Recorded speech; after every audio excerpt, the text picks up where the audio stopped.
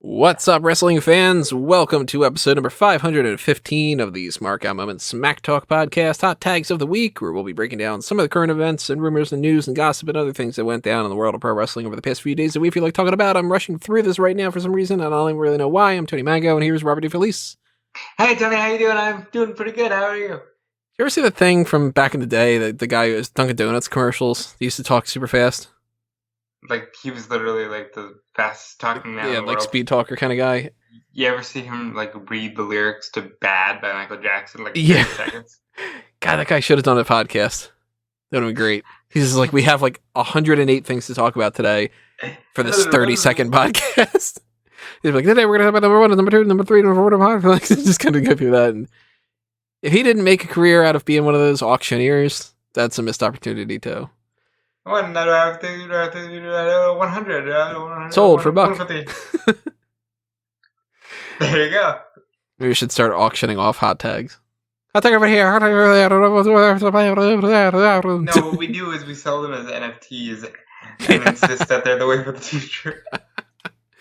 You know, for only $8,000, you can own the digital license of whatever the hell we're doing at the beginning of this intro. It's part of the Pick Your Poison tier. If you want more NFT discussion, check out our King of the Ring 95 watch along, where I do, in fact, get 2 free NFTs from DC. We should probably get into these hot tags. Did we release it yet or not? I don't remember. Yeah, you released it right away. Oh, okay. So yeah, I don't know what days are what. You know, what are we? Calendars? But I would definitely not Calendar Man, poor guy. But if you want, we're talking about Calendar Man. We recently did something where we talked about Calendar Man. I know we released that. That was the that was the Injustice watch along. Injustice watch along. The fan tracks for that over from Fanboys, fanboysanonymous.com. So lots of fan track type stuff. Yeah. Yeah. Anyway, hot tags. You should know what it's just 515 of these. If you're brand new, we're gonna break down the topics of the week. Yeah. And unlike every other podcast that you hear, we're going to do them in a very, like, fun, all over the place way, because we're just 2 guys and we're having a good time. Because it's 12:50, it's vent hour, it's, you know, the way that we've approached some of these things. 12:50 a.m., not 12:50, you know, whatever. We didn't get any gabagoo this week. None of that. I mean, no, we did. We got a little bit of Tony Gabagoo.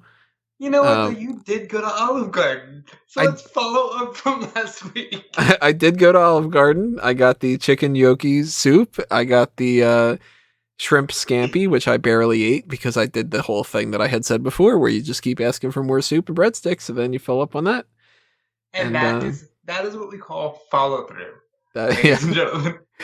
I am many things. One thing I am not is a liar. So you can always count on that. Yeah. We got only a couple hot tags to talk about other than the TV talk. Because honestly, I did not come across anything I felt like talking about of a lot of these topics that were just kind of put out there. Like, people are like, hey, you know, Roman Reigns says that he wouldn't be too interested in a CM Punk match. And it's like, well, you know, Roman Reigns is a company man. And of course he would say that, because he's not going to go, well, Punk's probably one of the best people, and I wish I could tune in on AEW on the Wednesday nights. Yeah, don't really need to talk about that. Don't really need to talk about a lot of those topics, but there are some pay-per-view type things to talk about.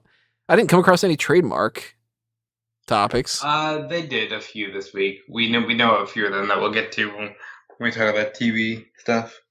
And to be perfectly honest, we're missing some of the TV talk for this week too, because I'll tell you one thing. One of my reviews, Dynamite this week, completely unwatchable. Really? Oh yeah. Wait a minute. Took you a second, right? It hasn't aired yet. So, you know. I was literally like, wait, what happened? Okay, fair enough.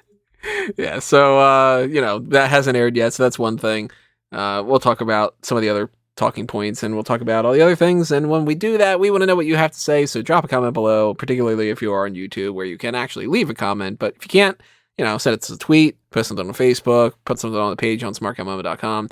But if you are on YouTube, hit the like button. That helps out quite a bit. Make sure you are subscribed, because a lot of people might not even know if they are or not. They might just be clicking on this channel and not realizing that they got unsubscribed at some point. But if you aren't subscribed, do it. You know how YouTube works. I shouldn't have to break it down. But remember, there's the thanks button. There's the join button. That's the same thing as the Patreon. Go to patreon.com/SmarkOutMoment. Share your support in that fashion.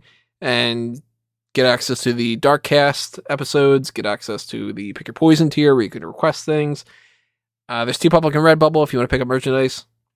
You know, t-shirts, stickers, whatever it might be. Also plug our traditional Manscaped thing. I'll just say it. Yeah, there's going to be a Manscaped plug later on because Manscaped. You know, we'll tell you why later on. And but mostly because they're giving us money. That's how plugs work. But there you go. Sponsored. So yeah, that's how the sponsors go. And because I used one of their products again the other day. So let's get into this pay-per-view stuff. WWE is not holding a pay-per-view in December anymore. They went from potentially TLC on December 19th, if I remember correctly, to, well, TLC is probably on December 12th, to now the report is, nah. And That's reasoning... really interesting to me. The reasoning seems to be that Nick Khan is putting more focus on day one, on January 1st. And there's good and bad. I wrote up a thing on EWN about it, of like the pros and cons of this, and short, answer. I think it's good that they have the chance that they can kind of give a little bit more breathing room, but I don't trust that their breathing room isn't just going to be wasting time. So here's my only good. This is a good chance. You did Hell in a Cell in June this year, and now you're doing it again at Crown Jewel. Don't do Hell in a Cell anymore. Don't do TLC anymore, and we're halfway home. Yep. That's one of the things. I'm like, well, we don't need TLC. I've talked about it ad nauseum, so I'm kind of glad that that's the case. I do think that it's a shame that we don't have something happening, because I'm a little bit worried that we're going to be in one of those situations where it's just going to be like a slog. Yeah, because they're going to be like, if you think about it this way, Charlotte Flair has no number one contender right now. They're advertising that she's going to face Bianca Belair, which I don't know why they're doing that, but she doesn't have a number one contender at the moment. When Crown Jewel ends, what is the next focal point? Survivor Series. The focal point for Survivor Series is champion versus champion. So they're not going to end up doing any substantial thing with Charlotte for that. Then we're going to have an entire month goes by, and we're at the end of December, and we haven't had a pay-per-view, and we're leaning towards day one. Day one is only 3 weeks before WrestleMania, or before Royal Rumble. So then you're not going to have enough time to set up something for the Royal Rumble in the meantime, too. And then we're in that stretch of, well, it's the Royal Rumble and it's the start of WrestleMania, so we don't need to do anything. There's a chance that we might be in a situation where Charlotte barely defends the title in any substantial way until April. There's a good chance of that. There's also, I think, here's where the Queen's Crown and the King of the Ring tournament need to come into play. Because they should factor in to the title picture. I always liked it when it was the unspoken rule is the King of the Ring gets the title shot at Survivor Series. Or at SummerSlam, excuse me. And I think because it's Queen and King, they should get the title shots at the Royal Rumble. And if not at the Royal Rumble, get the title shots at day one. And then, hey, the King gets the first shot at the crown, and that's all you need. And then you do Jinder versus Big E at day one, and who wouldn't want to start the year with Jinder Mahal against Big E Langston for the World Championship? I'm only half kidding. Obviously, the part I'm kidding about is the part where I say people want to see that. I think the King of the Ring should get a title shot at a pay-per-view. I think so too. I've been saying for the longest time that I think that they should give more stakes to a lot of different things, like the fact that the Survivor Series means nothing. It should be whoever wins the tally, that brand gets the final spot at the Royal Rumble.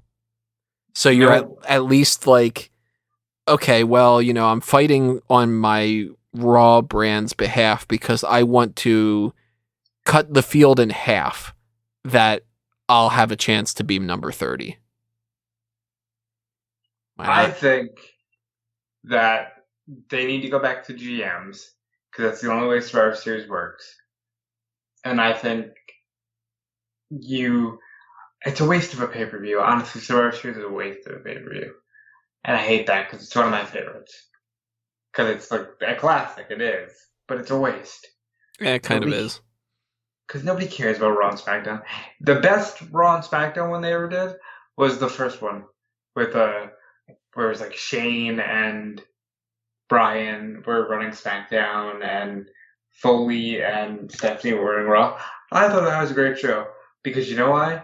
You had like 4 months of establishing these brands and establishing that Stephanie and Shane don't like each other. Therefore, they want to win Daddy's love. And by doing that, they need to beat the other. It's like perfect. It's Kurt Hennig.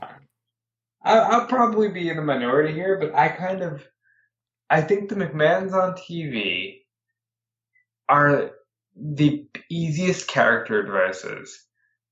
And honestly, even that at this point is better than what we're getting most weeks. Most weeks what we're getting is bland. It's vanilla with no toppings. And at least McMahon, as played to death as it is, it's still chocolate. And it still stands the test of time. So we're going to debate about this, maybe.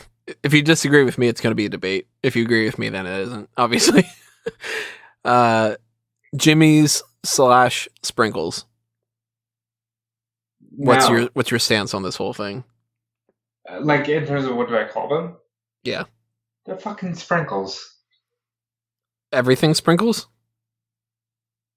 But I don't like them either way, so I avoid them altogether. But I don't like when people call them Jimmy's. To me, it's chocolate Jimmy's, rainbow sprinkles. It's one of those things. I can accept that. And if you disagree, leave a comment below and tell me why you're stubborn and wrong. I don't like sprinkles. Like, it's whatever. Like, let the cake speak for itself. We're going to get way off topic here. I'm going to shut up. A little bit of a sprinkle guy once in a while. It depends. Throw a little bit of snack talk in there while we're at it. Ice cream cake is a bit overrated, but we can get it in there later. We aren't getting TLC. We are getting day one or whatever. We know a little bit more information about another thing that's happening, though, in the meantime, which is not quite a pay-per-view. It's a special event, but it's not a pay-per-view, which is Tribute to the Troops. It's not all that special anymore. It isn't.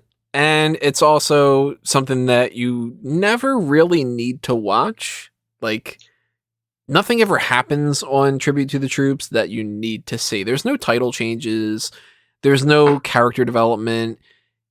It ends up being an hour-long special where half of it is video packages of troop-related stuff, and usually some kind of a country music star does some kind of singing. Usually, when I was watching it, it was usually like some like soft rock, like, and now here's the Goo Goo Dolls for the first time in 10 years, or like now here's Chris Daughtry. Well, now it's that guy Hardy had done it before, where it's just kind of I'm proud to be an American, support the troops, country. And then it would be like kind of vibe, like the Florida Georgia thing. Yeah, I know what you're talking about, but I can't think. It's Florida Georgia something, whatever they are. Florida Georgia Band. Florida Georgia Line. That sounds kind of right. They were a thing a few years ago. Remember that? They're the ones that do that awful somewhere on the beach. Are they that friggin' thing? I think so. Ugh. Man, can we rally? What they would do a little day drinking. Yeah. So we know what happens at the Tribute to the Troops because they filmed it in advance in Canada. So the report that's out there not only says that they recorded this after SmackDown, but I thought it was funny that they handed out little American flags, which is like, can you guys pretend to be Americans? This is one of these stories that I feel like, come on, that can't be real. And it's like, no, it happened. No, it can't be real. I'm going with no. Well, we will spoil what happens. So if you don't want to know what happens, skip forward. One of these years where it was like they recorded matches, but they never aired them. Recently, not last year, obviously, but maybe the year before. I don't know. I don't remember. Maybe. I know last year they did the stuff at the Thunderdome. Right. Maybe it was 2019. Yeah, that's what I'm thinking, because it was one of these recent years that they did matches and they just didn't air it. Which would be weird, because you would think if they recorded anything, they have the ability to at least put it up on YouTube. They've got the footage. Even if they, the talks fell through for some kind of special on Fox or whatever, like what this is going to be. You got the footage, put it up on there, put it up on the network, put it up on Peacock. Certainly, there's not a whole lot of content on Peacock. When's the last time that there was a WWE Network show? Yeah, where are my Icon specials? Yeah, they just stopped airing the things that they even filmed. Where's the Vladimir documentary? Yeah, fuck, I didn't see that one, yeah. It didn't air. The hell's up with this? But if you pay $10 a month, you can get commercial breaks that go into black every once in a while. Here's a small thing to bring up to the next time you're DMing Peacock about their issues. Why do they take out the $9.99 in two separate payments? They take out a $5 payment and then a $4.99 payment. Can you just do it in one shot? Oh, they do it like that? Yeah. The way that I've got my Xfinity set up, I only do the $5 edition kind of charge thing, so I don't know. Then you get commercials. No, I mean, I got the $5 edition on top of that because it comes packaged in. Oh, got it. So I only get charged the once. But yeah, that's stupid. But then again, I'm not surprised. It really is. Like, what the hell? But I will say, I like Tribute to the Troops. Like, when it first started, and they were actually, like, going to the troops, they were fun shows. And you'd get, like, one-off matches that you would never see. Like, we're going to give you John Cena teaming with DX against, these 3 SmackDown heels, and you'll never see this match again. I like stuff like that. Now they're lazy. They don't do anything. They had an ability to make this a much more fun show, and they did the things, like Santa Claus comes out, and it's actually like Stone Cold, and they played around with that. This is just pretty much, look, 3 matches got taped, and here are the results. Again, if you don't want to know, just skip forward about 60 seconds or something. But Big E beat Dolph Ziggler, Bianca Belair beat Liv Morgan, and Roman Reigns beat Shinsuke Nakamura. Why did Bianca Belair beat Liv Morgan? No idea. Is that a clue that she's turning heel? No idea. Doesn't make any sense, because you would think that, if anything, it would be Bianca Belair and Liv Morgan beat Carmella and Zelina Vega or something. But Zelina Vega was fighting Carmella. I'll talk about that, too. Yeah. It's all topsy-turvy over here. So that's happening for Tribute to the Troops. It's going to air on Fox on November 14th, which is a little bit earlier than normal. It's usually around, Christmas time. But it makes sense to do it in November, too. I mean, Thanksgiving and whatnot. What are your Thanksgiving traditions outside of the food? Nothing. Oh, you're one of those? Yeah. I probably won't even do the food this year. It's your first Thanksgiving as a married couple. Oh, well, she's not going to eat turkey. You know what I mean? Really? No, she's vegetarian, remember? That has slipped my mind. But, all right. That's awful. I'm not making some big ass turkey for myself, that's for sure. And I don't know. So my Thanksgiving this year is probably going to be me trying to set up my internet connection. I don't depress the people, Tony. I don't know, maybe I'll get a gobbler from Wawa.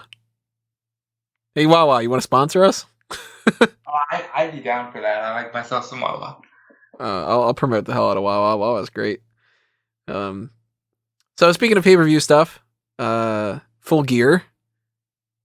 We got a leaked card, possibly. It kind of all depends. This is the thumbnail image, if you've bothered to click on that. Or, I mean, maybe you're listening to this on Spotify or something, and you don't see a thumbnail image, in which case, I don't blame you for not being able to see something that doesn't exist in front of your face right now. But the whole setup for here was Tony Khan had this picture taken about, I think it was like something revolving around the Jaguars, the Jacksonville Jaguars. And he's holding a notebook, and on the notebook are all these matches written down. And the matches are written down for what looks to be the Full Gear card. And not in its entirety, because there are like question marks and different things, but again, spoilers, if you don't want to know, skip a little bit. But this is what people could decipher from it. There is Kenny Omega versus Hangman Adam Page with Hangman Page's name circled. Which is kind of an indication that maybe Page wins the championship. The best way to go, yes. Which should happen the way that it is, yeah. There is Bryan Danielson, I'm assuming, against Jon Moxley. It just says Bryan versus Mox. I bet that's the finals of the tournament. That makes sense. I didn't think about that. I completely forgot about that. Yeah. The Eliminator tournament. We don't know what the bracket is yet because they haven't released it.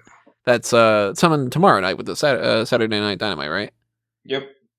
So there is American Top Team against the Inner Circle. Makes sense with the way that they're building up these kind of things. Yeah. So you would assume that it would be Santana, Ortiz, Sammy Guevara, Jake Hager, and Chris Jericho against... The 5 of them against probably Dos Santos. Dos Santos, the Men of the Year.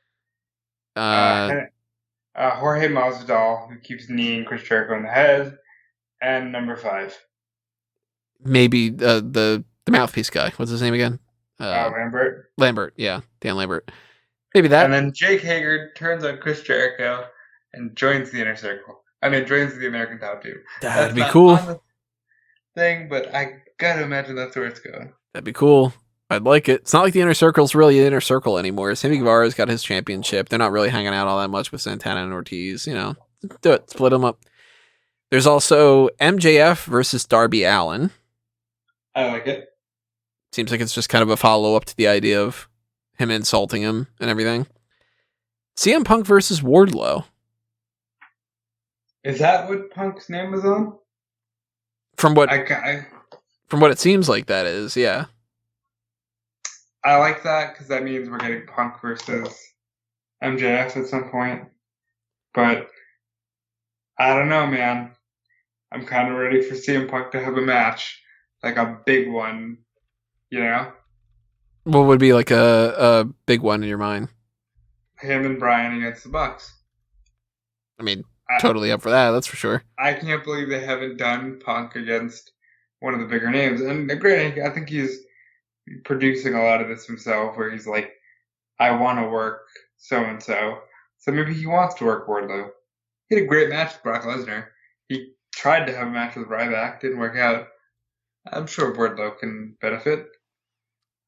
Yeah, so I mean, number 5 on that's Punk Wardlow. Number 6 is Britt versus, and it's blank. So we don't know who Dr. Britt Baker, DMD, is going up against. I guess it's just, TBD, and they just didn't decide. Because right now she doesn't seem to be really feuding with anybody that's like, okay, well, obviously that's going to be the next person. There is... I saw Christian Cage versus Adam Cole. There's Christian... Christian... the only ones I could make out. Well, what's weird is it says Christian versus Cole CM. Maybe they're thinking about going with Cole versus Punk. I don't know. The CM is kind of confusing because it's like you would think CM Punk, but he's got written down on there Punk Wardlow. And it is a little bit easier to just be like, oh, it's Punk against whatever against. Oh, okay, it's CM against whatever. So maybe CM stands for something else. Maybe it stands for cage match. Is it CM or is it like... I thought... See, that looks like a 6 to me. But it could be CM as in cage match. Oh, you know what? It could be... I don't know why this would be the thing, but it could be 6MS. I read it as CM with a period, but if it's 6MS, it could be 6 minutes. Because above that is Jade versus Thunder Rosa, and then in all caps, short, and then something that can't be distinguished after that. maybe that is something where it says 4 minutes. Yeah, that makes more sense to me. But then 6 minutes for Christian versus Cole seems kind of ridiculous. Yeah. So, I don't know. It's kind of odd. But it does say Christian v. Cole something or other. Then there's a thing that says open, tag title, Luchas, PTM, Young Bucks, Jurassic. PTM. What is PTM? Private Party and Matt Hardy. Why would that be PTM? PT, Private, and Matt. I'm not working with a lot here, but I'm working. I tried to figure out what PTM could stand for, and I couldn't decipher it at all. Maybe it's not PTM. Maybe it's FTR. And maybe he's just got a weird handwriting. Yeah. By the way, I love that this is on loose leaf. Like he's a fucking 10-year-old doodling his dream card in class. Right. He's using his marble composition notebook. See, professionals do this sort of thing. Oh, they do it. They do it even when you're applying for a marriage license. They use a marble composition notebook to keep track of your stuff. Found that out the other day. That's so fucking funny. I wish I could go back in time and talk to 10 years ago Tony starting to do his podcast and go, hey, you're going to reach a point where you're just saying things. Because I remember being like, oh, I shouldn't talk about my own personal life. And here I'm like, they use marble composition notebooks for your marriage license. Whatever. Maybe it's FTR. That makes more sense than PTM. It looks like PTM, though. So I'm thinking it's like, okay, we want to do something with Lucha Bros, probably FTR, the Young Bucks, Jurassic Express. In some fashion, those 4 tag teams, or maybe just 2 of those tag teams, are fighting for the tag team championship, which makes sense because there are 4 of the top tag teams. Cool. I'm down for like FTR versus Lucha Bros, for instance. Why not? Then there's a thing that says Cody v. Malachi or Andrade or Miro, or maybe a straight tag. That'd be weird. That I'm completely like, I don't know how that works. Because there's no setup between like Cody versus Andrade. There's no Cody versus Miro. Well, you still have a month. Nah, Full Gear is wait, what is Full Gear? Full Gear is the 3rd. Oh yeah, well, we do technically have a month. Yeah. True. So you can still build to a Cody Andrade, Cody Miro. So if some of this worked out the way that it is, some of this makes perfect sense. I mean, you bringing up the idea of Bryan versus Mox being the Eliminator Finals, that makes a lot of sense. Going with Omega and Page, obviously that makes sense because Page won the title shot, so why the hell wouldn't it be anything else, you know? And you know what? First of all, we misspoke last week, and we said that the championship match coming out of the Eliminator bracket would be at Full Gear. But we learned last year that, no, the Full Gear World Title Eliminator will probably be a tradition going forward now.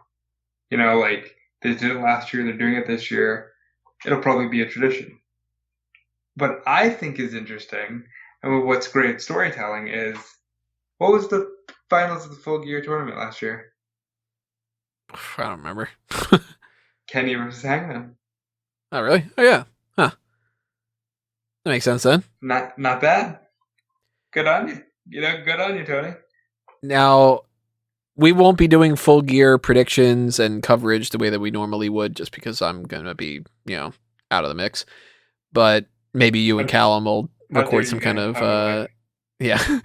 Maybe you guys might end up doing some kind of predictions thing, depending on if I can actually edit it and, whatever it might be. So I did want to toss out some predictions ahead of time just to do them for the sake of doing them, in case if anybody's interested. And there will be, I'll probably at some point, find a time to log onto my computer and to update the website at the very least. But I think that Paige wins the championship from Omega. I think that Moxley beats Bryan, and we get Moxley versus Page down the line.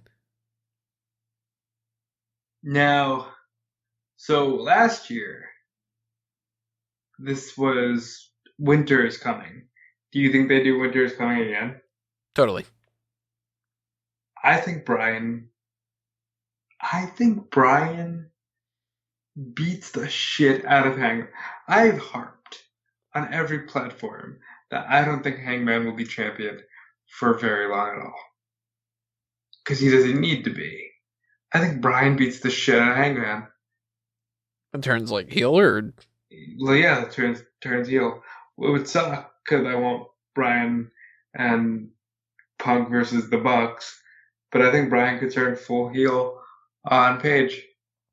Either that or Moxley wins. If the pay-per-view is called Full Heel instead of Full Gear, it'd be a different story.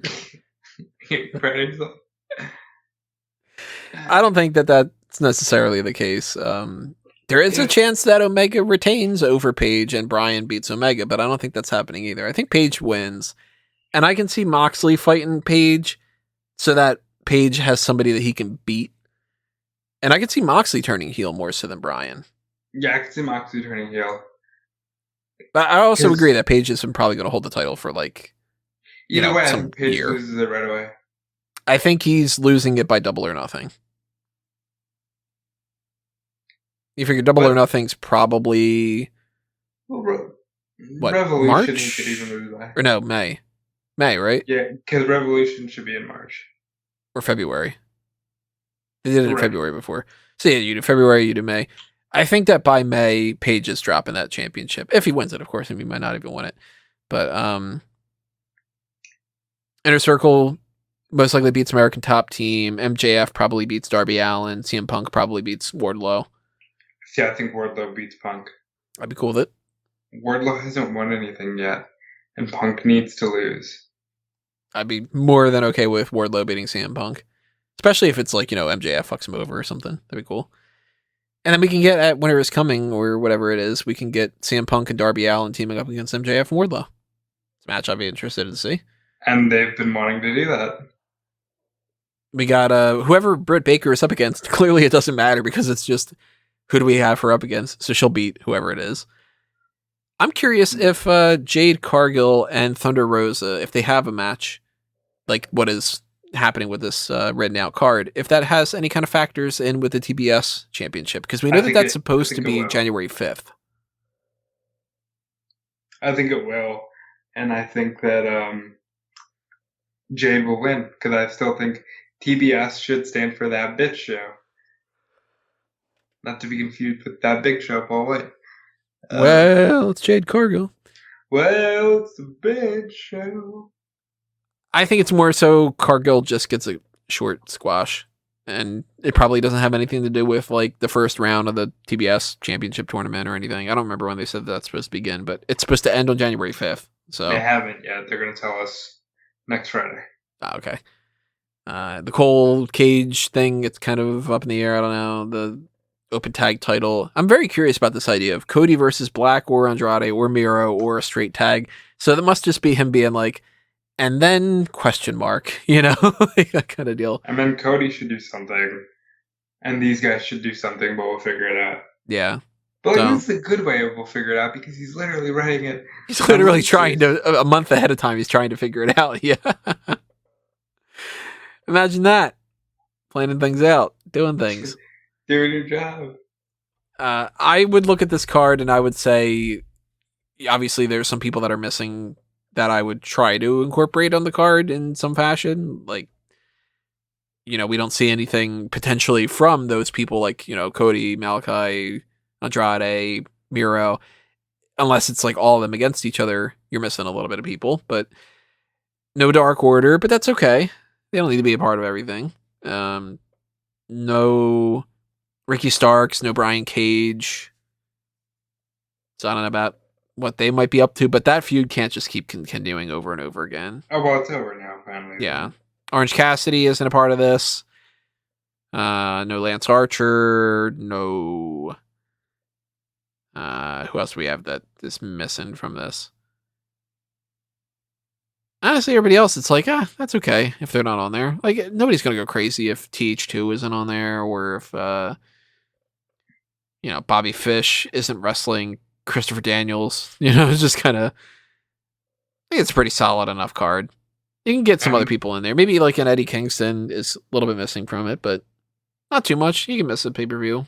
Not everybody needs to be a part of every card. Establish, hey, people need to be okay with missing out on the card. Yeah, so you get your big names in there. Obviously, they're pretty much covered. The only ones I would really miss out on are the ones that are in that Cody mix and the Team Taz type people.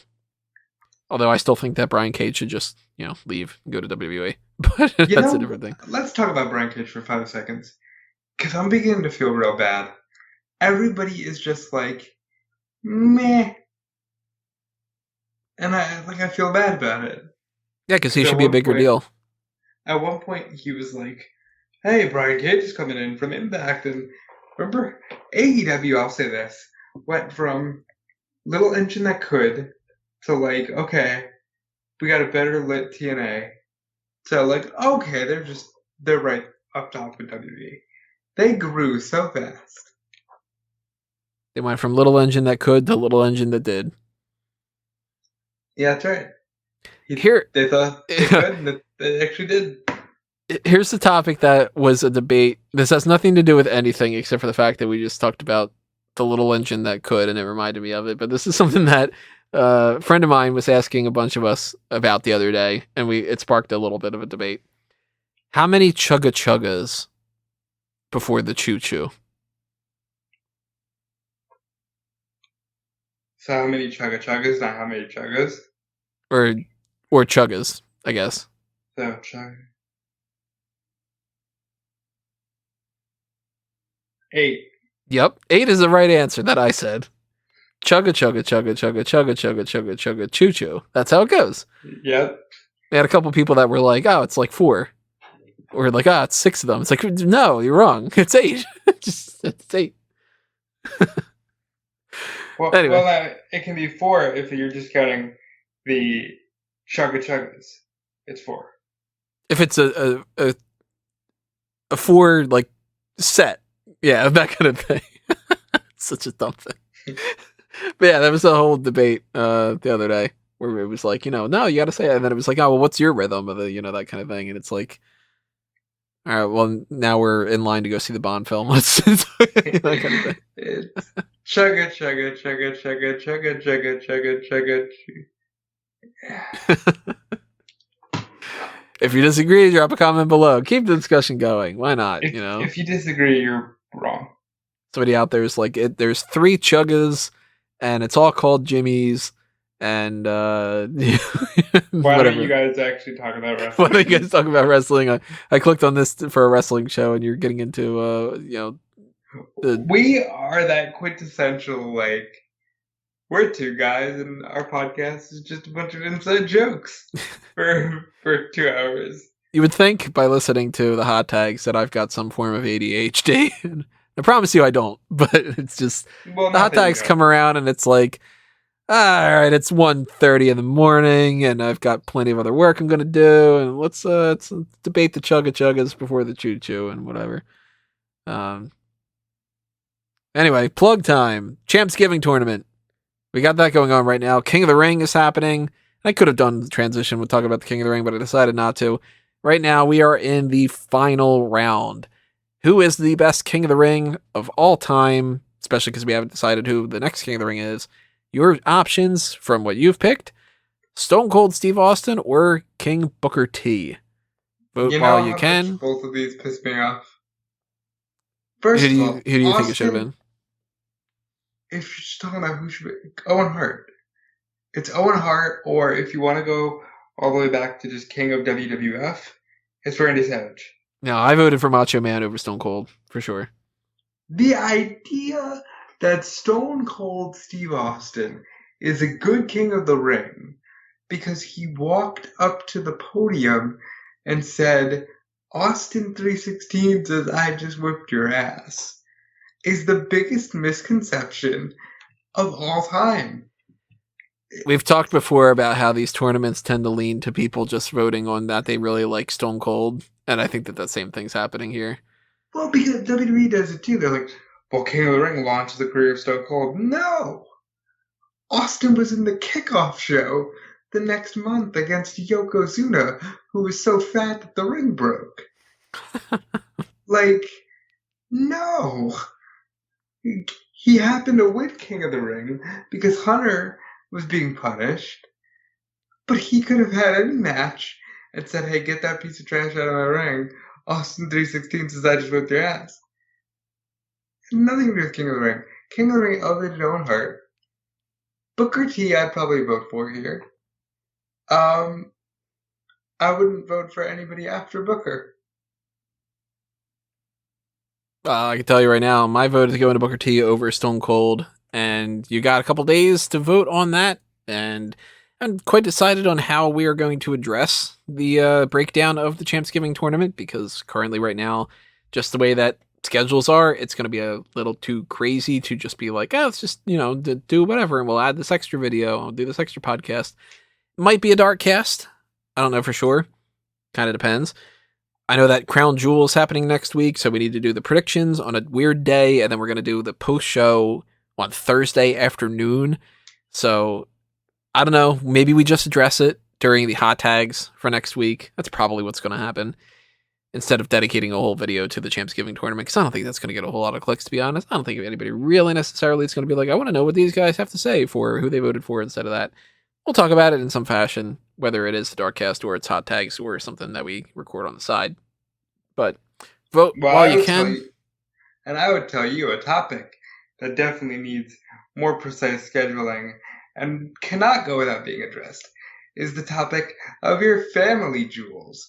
And you need to address that by using our sponsor, Manscaped. Am I right, Tony? You are very much right. If you go to manscaped.com/smark, you can use our sponsorship that's going on right now, and you can get yourself 20% off and have free shipping on the different products that they have over there. New products coming up soon that I can't quite spoil exactly what they are because they haven't announced them yet, but they seem like they are going to be pretty interesting. We're going to be getting them soon, so we're going to be able to try them, and we're going to be able to tell you how great they are, just like we've told you in the past about how the different products that we have tried before are great, like the Lawnmower 4.0, which is just consistently the best trimmer with that, like, hands down.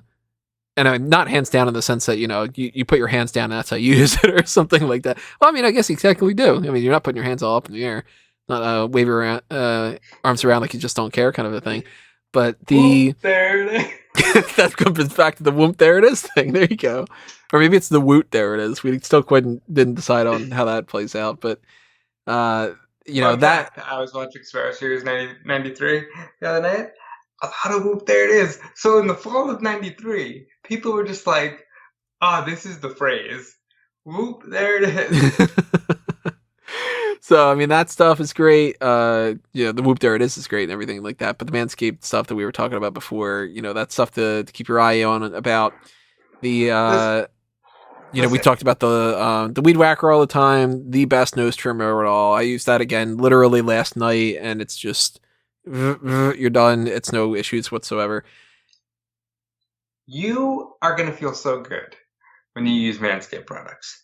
Skin safe technology. You have a light inside the power button that will let you know in case you feel like shaving in the dark. If that's your thing, yeah. I know it would be. But if you feel that way, you've got a light that lets you know how close you're getting. Everything works out. You got a great nose hair trimmer.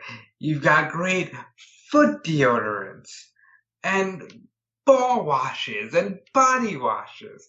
Because why wouldn't you? And you know what you're going to say when it's all said and done? More importantly, do you know what she's going to say? Or he, when you get all said and done? What might that be, Tony? Well, for right now, I don't know where you're heading. You might be heading in a different direction. What am I going for, Tony? I just said I don't know. Where are you heading on this one? Damn it, Tony, it's whoop, there it is. Oh, okay. How are you going to feel? Well, you could have been going with woot, there it is. We didn't, Yeah, it's true. We didn't establish it. The point is, you're going to feel really good. You're going to feel so good, that you're going to say, doesn't matter that I'm using slang from 1993. I'm cool because I use Manscaped and I take care of my family jewels by using our URL, manscaped.com/smark. Now, I have not had a chance to check out their body wash yet, but that is available for purchase. And just another thing to, if you're the type of person who's concerned about these sort of things, they specifically classify this as cruelty-free, dye-free, and vegan on top of that. So if that's something that is bothering you about the way that some of these things, you don't know what the different chemicals are in this kind of stuff, they've got, it's infused with aloe vera and sea salt. So, so the ingredients that goes along with that. I'm probably going to be trying that out pretty soon. And I'll, give you the thumbs up and all the other things when it comes to that too. But yeah, we're going to try out some more products in the next couple of weeks and stuff. And I'm going to be using as many of these products as I can heading into my honeymoon in Brazil. I do not plan on wearing a Speedo in any fashion, but I can tell you what, if I were to be doing that, I would be making sure that I was all trimmed up nice with the products that are over there on Manscaped. I would make sure I'd have that ball deodorant and everything going on too. Tony, it's called a Brazilian wax. This needs to happen before you go to Brazil. Live your best life. Nobody there is going to know who you are. Just run around in a Speedo all day. Yeah, I very early in my relationship with Caroline told her there is no Brazilian wax in my future. But I have no problem using the Lawnmower 4.0, and you shouldn't either. So go to manscaped.com/smark. Check them out. Use the URL, get your 20% off and get your free shipping, and drop a comment and tell us what you get. I'm curious to know if you are ordering something. Maybe you're picking up the shears, or maybe you're picking up the foot deodorant or whatever it might be. I want to know. Drop a comment. Tell us what you think. So anyway, moving on from that, let's get into some TV talk about some of these topics that we've got going on here from Monday Night Raw and so on and so forth. Monday Night Raw, we got some King of the Ring quarterfinals, and we're going to kind of lump some different King of the Ring stuff together. I think, if anything, we should probably just wait until we talk about SmackDown, talk about the end of how this King of the Ring and Queen's Crown stuff sorted out. But we got the breakup of Mansoor and Mustafa Ali. Because Mansoor needs to go home and shine in front of the Saudi Arabian crowd. Oh, that one. And I like Mansoor. Actually, we were initially thinking maybe they'll win the belts. But then, we can't have nice things. So why would they? It wouldn't make much sense for them to beat RK Bro. But maybe they could have been... No, what do you... He beat Cesaro. Yeah, but I mean, baby faces against baby faces. Well, no, but Mansoor is uber babyface. At least in Saudi. Yeah, that's all that matters. But I figured he would end up fighting Mustafa Ali. It just made sense. So he's going to beat Mustafa Ali. We'll talk about that on the predictions, but it's going to happen. I mean... Do you believe him when he says he cut his hair because his dad saw Mustafa Ali and thought, why didn't Mansoor tell me he was on Raw? I didn't hear about that. That's great. Let's see. Omos beat Riddle. Riddle was doing a whole thing where he was, trying to stall for time and whatever. Kind of felt like that was maybe what the writing team was doing in some scenarios this week. Austin Theory beat Jeff Hardy, and apparently some people were pissed about that, which, here's my conundrum with that. You can't win with these people. This is when WWE is absolutely right. Yeah, because Karrion Kross lost his debut match, and everybody, like us, were like, what the hell? Why did you have him lose? Austin Theory beats Jeff Hardy, and people are like, oh, what the hell? Why does he win? Because he's the guy getting the push. That's why. It's Jeff Hardy. He can lose. My God. Austin Theory won the match by being a bit of a heel. It's okay for him to beat Jeff Hardy. It's his first match on Raw. Technically, with this whole reboot kind of idea where they don't want you to remember that that's part of the whole pandemic thing. He should have won that match. That was the right call to make. WWE's right here. At least in my opinion. That's not something we say often. We had a weird thing with Becky and Charlotte against Sasha and Bianca that was like, the match doesn't want to start, then they start it, then it's a double DQ, and it's kind of a mess. Ended up writing up an article this week of how the women's division seems to be just dying because that match plus the other matches that ended up being like the entrances again were longer than anything else.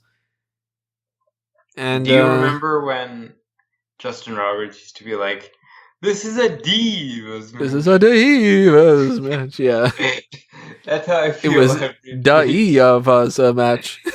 That's how I feel every week with these matches when they're like 2 minutes long. Oh, this is a Divas match. And we got the King of the Ring and Queen's Crown stuff, which we'll address later on. The Usos beat Big E and Drew McIntyre just to set up that whole, Wasn't that Bobby Lashley? Because according to WWE on Fox. Yeah, I forgot about that. It was what, Big E and Bobby Lashley? Yeah. They mix up Drew McIntyre and Bobby Lashley, which is like, yeah, they look alike. Yeah, long-haired Scotsman. That's a black former MMA fighter. Yeah, I mean, I can understand mixing those up more than Mansoor and Mustafa Ali, right? that makes me feel so much better about faux pas that I have. Like shots and Noxie.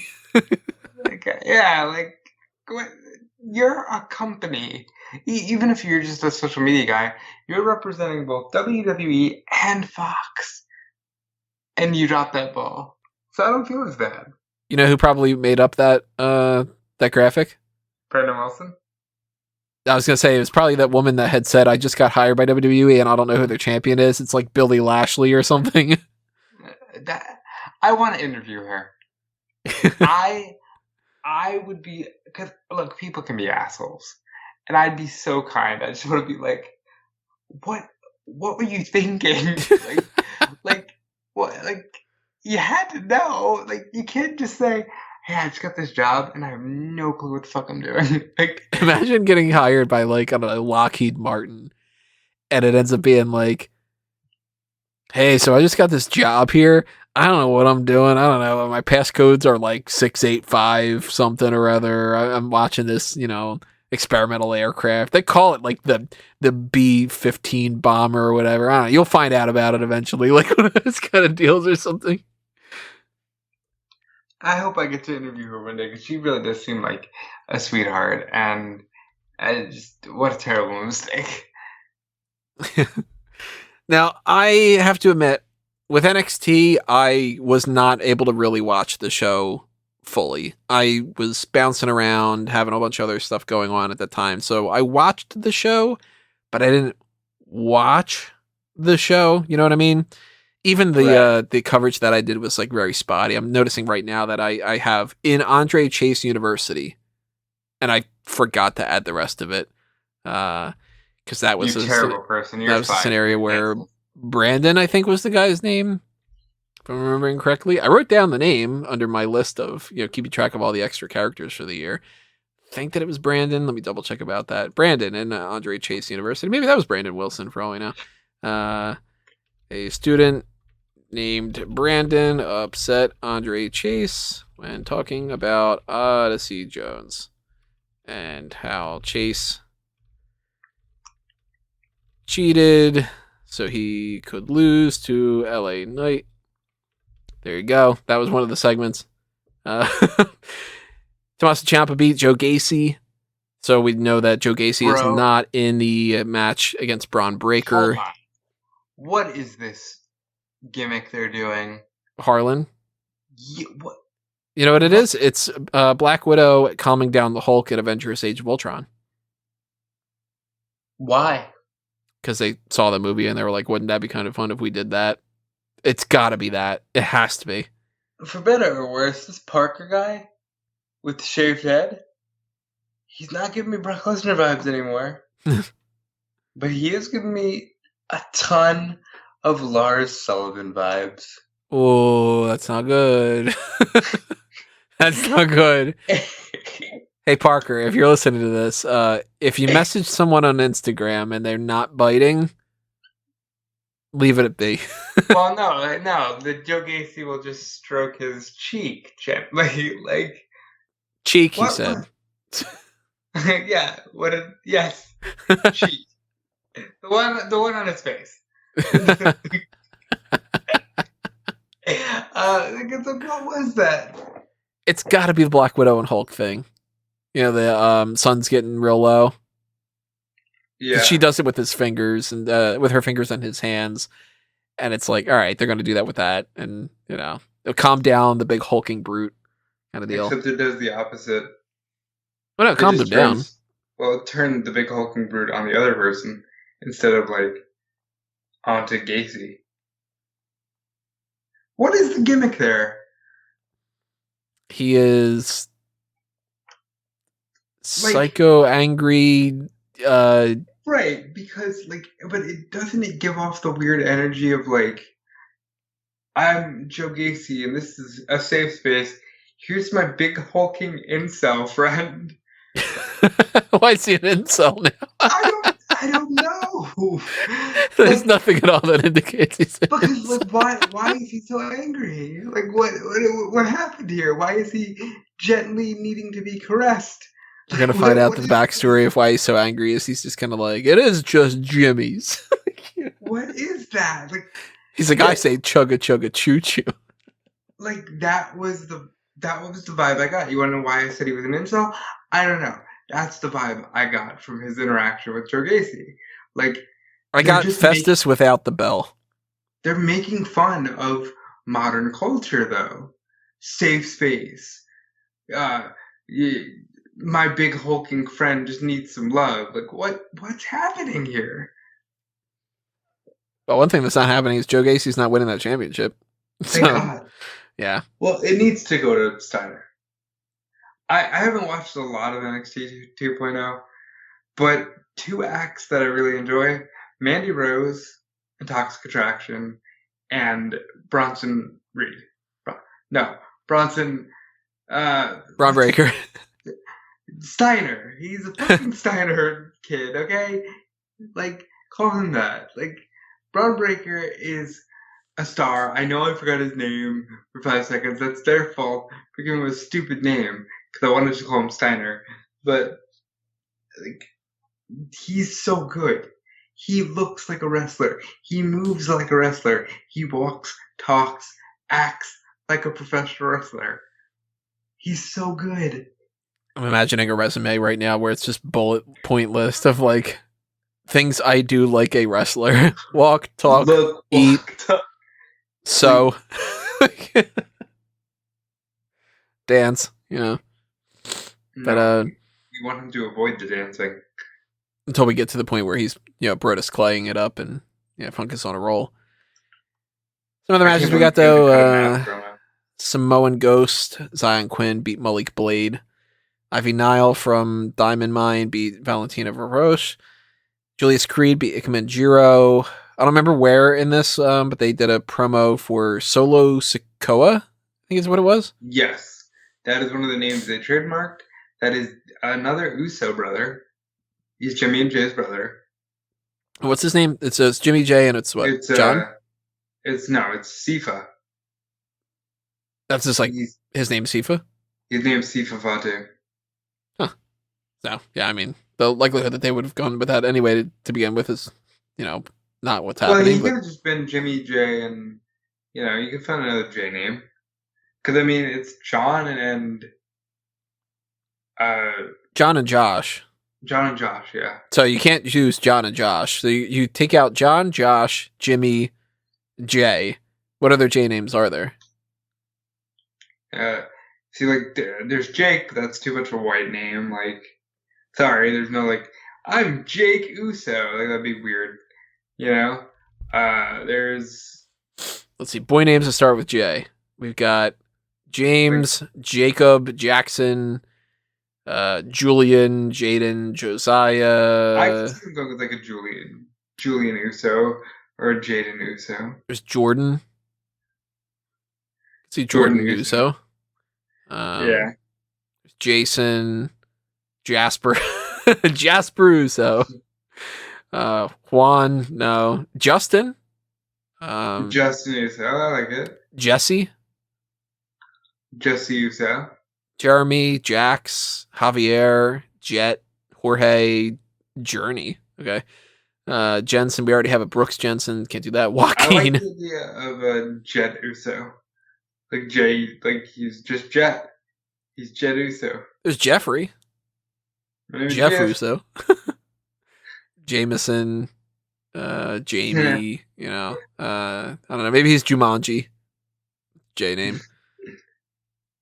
No, but I like the Solo Sikoa thing, and if he can carve a niche, he's set for life. Jerome Russo. Kind of like the idea of Jules. Yeah, I like that. Jules Uso. I can see that. Well, he's Solo Sikoa. It doesn't matter anyway. But he might be debuting at Halloween Havoc. There's another teased debut for Halloween Havoc. Which is kind of confusing. It's some people are going straight to, oh, that's Elias. Oh, it should be. The last time that they did something like this, I was thinking that it was Bo Dallas, and it turned out to be Ember Moon. So I'm not bothering to guess at this point. I'd be alright with being Elias. But didn't that person, like, wasn't there like a specific weapon shown? But now I'm blanking on it. Yeah, I guess it wouldn't stop anything, but I don't think it'll be Elias. I'm not thinking Elias either. I think that it's just kind of strange if they were to put him back on the NXT roster, but they might. I mean, yeah, for all we know, they did it with Mandy Rose. They did it with Ember Moon. They could do it with other people too. So, Kyle O'Reilly and Von Wagner beat Pete Dunne and Rich Holland. They did the Andre Chase thing. Tony D'Angelo abducted a producer and threw him in the back of a trunk of a car. That was not the only abduction on Tuesday night. Duke Hudson beat Grayson Waller. Oh, they did a little thing. Where is it on here? It happened a little bit after the Grayson Waller match, but Cameron Grimes was backstage and he saw that Grayson Waller was, basically like, how'd you pull that really attractive woman who was an indie wrestler? I'm blanking on her name, but she's not a part of the roster right now, as far as I'm aware. And he had basically said, shave your chest, trim your beard, clean up a bit, do some dating apps. And now there's a report going around that they might change up Cameron Grimes' look. He might actually, so mad. Shave that all off and whatever. I would be so mad. That's the whole point of the look. Depending on what they would go with, I don't know. I'd have to see it, and then once you'd see it, you can't go back. You'd have to wait, obviously, because hair doesn't grow back in 2 seconds. But maybe. There's a difference. Sometimes it works. Sometimes it doesn't. Like, think of the difference between Wade Barrett without the beard. Huge. Wade Barrett with the beard, much better. One, I think of Bad News Barrett. One, I think of Nexus. And I have all the potential in the world, but it won't get lived up to. Because that Wade Barrett's the one that has the rose, and he doesn't wear the coat properly and that kind of deal. And then you look at somebody like a Josh Briggs, and you go, okay, Briggs looked like a bigger star when he was in Evolve, where he had long hair, and now he is big old country boy, and he's wrestling on 205 Live. Yeah, it's super weird. So, I mean, maybe it works out for Cameron Grimes. Maybe it doesn't. I don't think I've ever seen a picture of him without this kind of vibe. Yeah, I think I've only ever seen him with this vibe. What was his name before is Trevor Lee? Trevor Lee, yeah. Okay, Trevor Lee wrestler. Let's see if there's any pictures of him from like some indie days before he had all this going on. There's some pictures of him where his hair is tied back and where he's got shorter hair and a beard. He looks a little bit weird with the This can't be him. Wait, is this him? I'm gonna send you a picture on Skype. I don't think this is him. But if this is him, this is kind of like, wait, what? Because this does not look like the guy that I'm thinking of. But it's labeled Trevor Lee on some other things. No, he's got 2 A's on his tights. So I don't know who that would be then. Yeah. So I don't know. That picture's used on something here, but I don't know. Maybe it works out. Maybe it doesn't. We'll have to see. We got that going on though. We got some Indy Hartwell stuff here. She and Persia beat Saray and Amari Miller. Saray just fallen by the wayside, isn't she? That so sucks. But yeah, it does appear that way. And we're going to get a triple threat for the tag team titles. It's going to be Toxic Attraction versus Indy and Persia versus, obviously, Zoe Stark and Io Shirai because they're the champions. Now they have to lose the belts. They absolutely have to. And I'm sick of this. This whole do the match, wait a couple weeks, do the rematch, and then that's when it happens. So we just milk it twice. They're doing that a lot this past year and a half. Gotta stretch it out, baby. They don't need to. Not everything has to be Stretch Armstrong. Imperium going after the NXT tag team titles, same deal. They already had a match, but it seems like, well, now they'll probably beat MSK. Should have just won it before. Or better yet, shouldn't have done the match before and waited until you wanted to actually pull the trigger.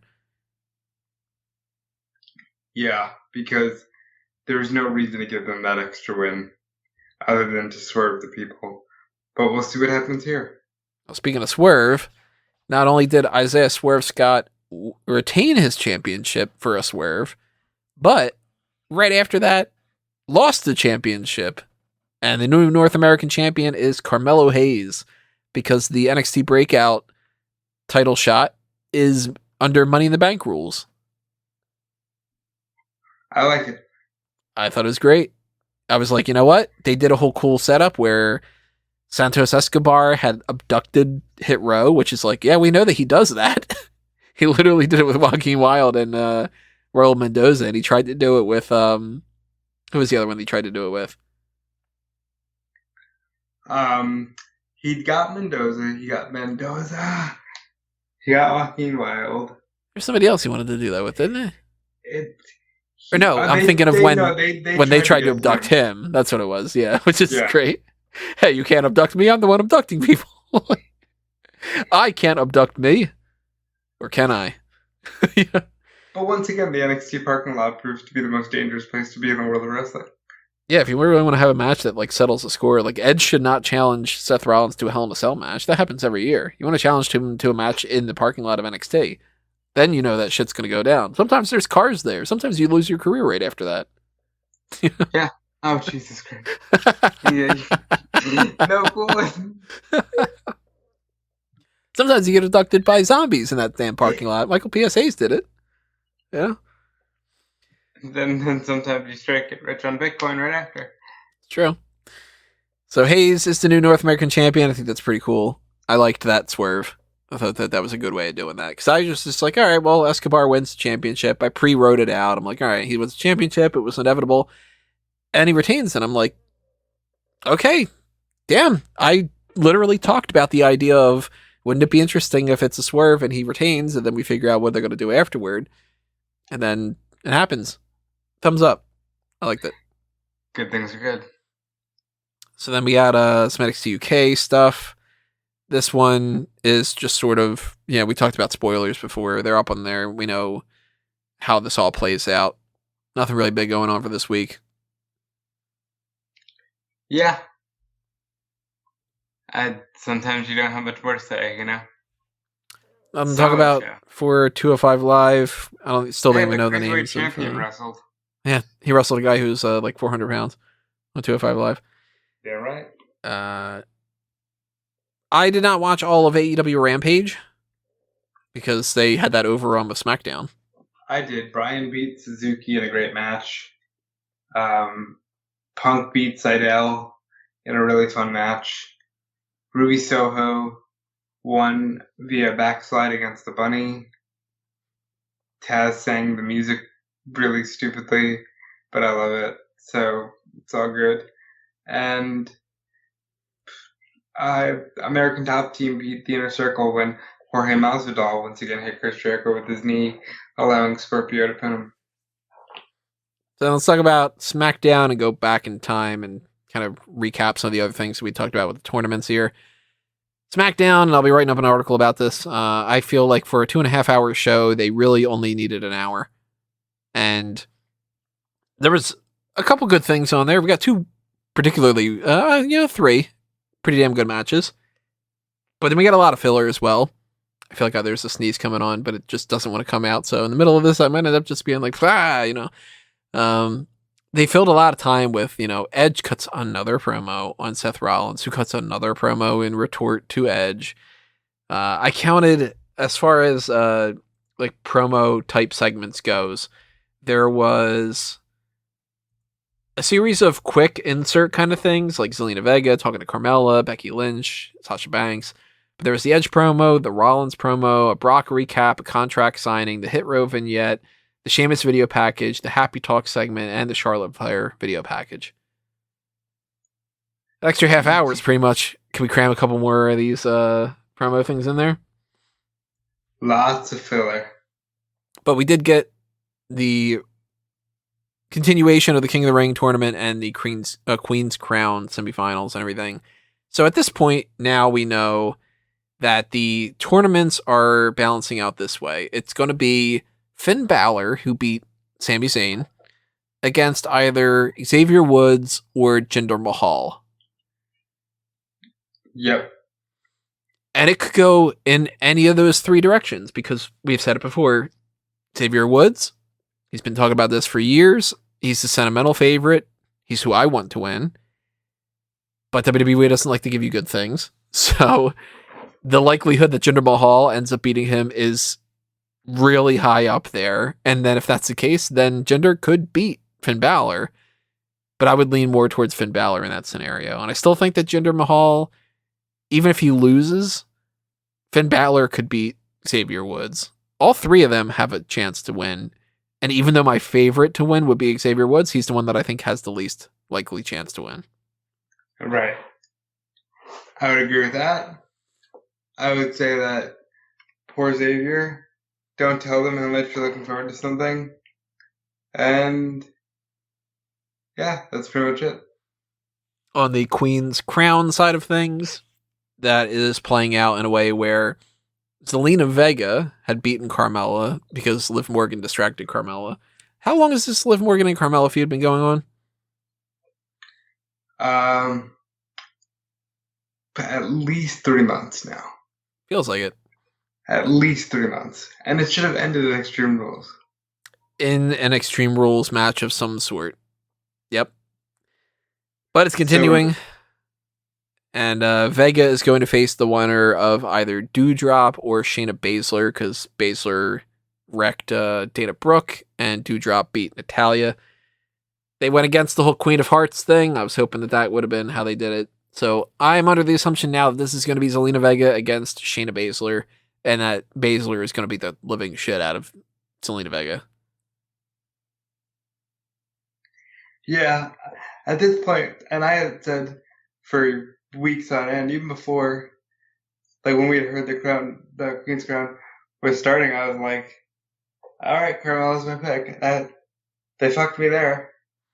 So while I think everyone thinks it's going to be the Queen of Spades, I think this is what you're finally going to do to give Vegas something nice. Zelina Vega. Now, you think she actually beats Shayna, or do you think that Doudrop beats Shayna? Doudrop beats Shayna. Well, I mean, if Doudrop's doing the little finger dance thing on the way to the ring to... Naomi could help her. With the little finger dance thing? Make it all glow in the dark? Yes, but also just, like, help her beat Baszler. Oh, yeah, I mean, you could do some kind of schmaz sort of ending, because they did a thing this week where the match that was supposed to happen between Sonya Deville and Naomi ended up being Sonya Deville and Shayna against Naomi, which I thought was actually pretty neat. You know, it's a good way to get some heel heat on Deville and everything. Reminds everybody about Shayna Baszler.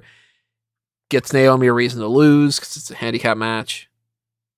I like it overall. I like it too because it says they're going to do something with them. You would assume going forward, Baszler versus Naomi is some kind of a feud that will get at least one match or two. Yeah, they can play out on house shows and shit. We had a Happy Talk segment that existed for no reason, because they told some jokes, and then Rick Boogs and Shinsuke Nakamura came out to interrupt, and then the Street Profits came out to lead into their match. So it literally was killing time. Yeah, and you shouldn't do that on your biggest show of the week, but here we are.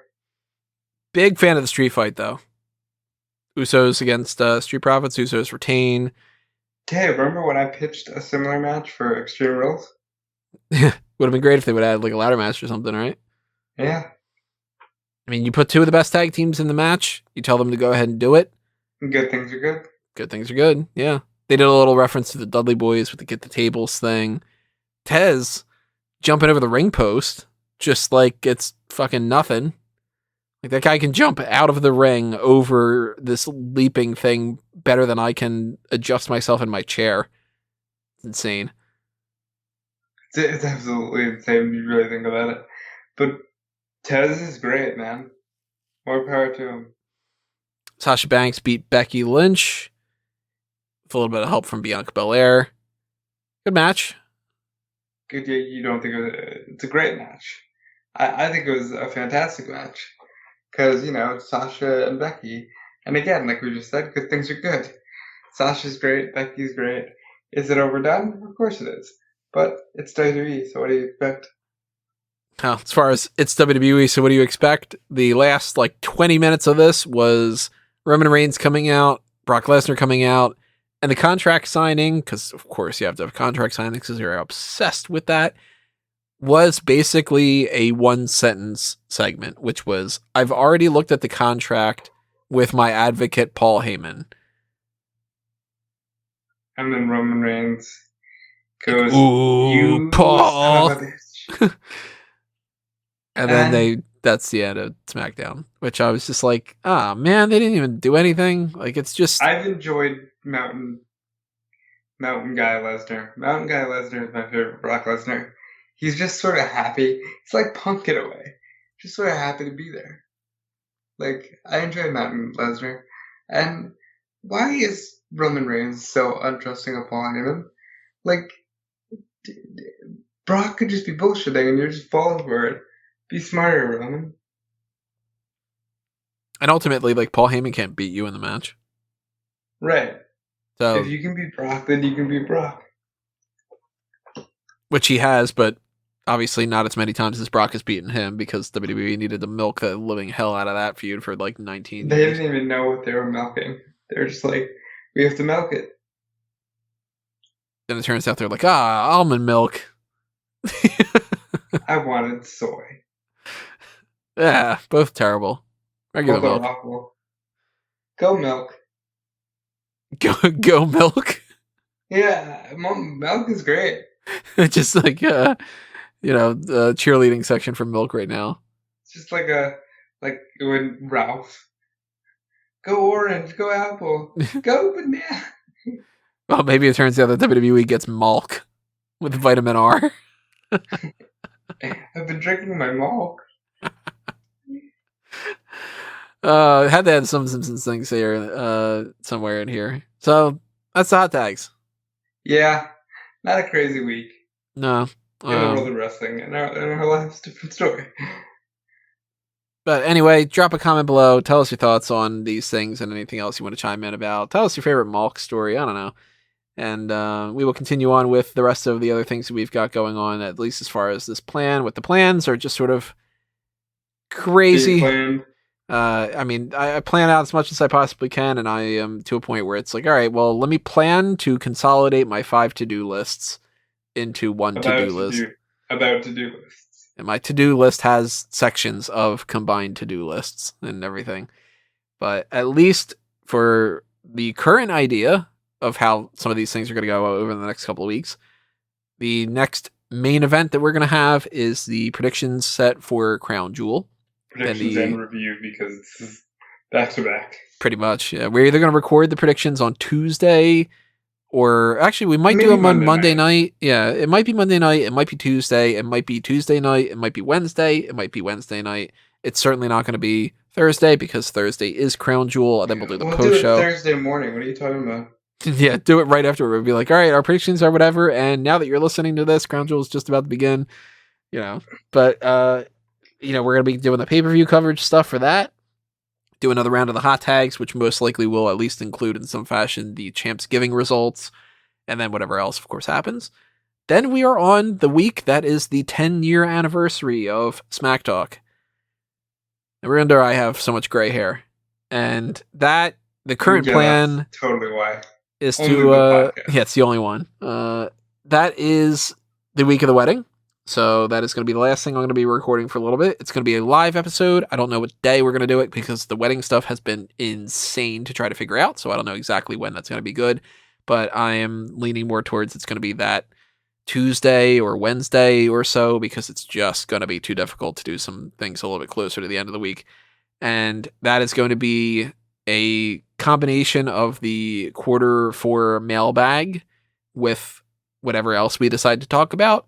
Somebody had pitched a State of the Wrestling Union address, which if we can figure out a way to do that, then maybe we do something like that. I'm going to try to get some people to pop in. I don't know if they're going to be able to because timings and everything, but maybe if I can get somebody like Dace or Drew or whatever, some of these guys who haven't been there for a little while, maybe if they can come in and be like, oh man, 10 years, that's crazy. But we also have been recording some of these mock draft of all time type things and the ultimate roster of all time for WWE. We haven't finished the series for that yet. We're hopefully trying to record the last part of that tomorrow. And, if we do get a chance to record that, like we should, I mean, that's the game plan, obviously. But when that is recorded and when that's scheduled, you'll see that up on the list and you can be able to click the reminder button just the same as you do for the other ones to know when those get posted because they're going to be on different times. It's not like it's like, all right, Wednesday is when that goes up and then the other thing's on Friday because there's multiple episodes. So that's happening there.